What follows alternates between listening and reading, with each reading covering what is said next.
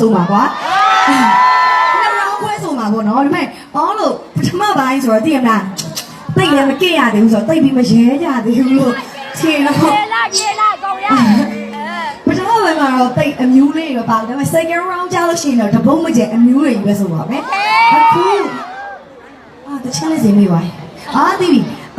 ပဝေတနီရဲ့စီလေးအရင်ဆိုလိုက်ပါ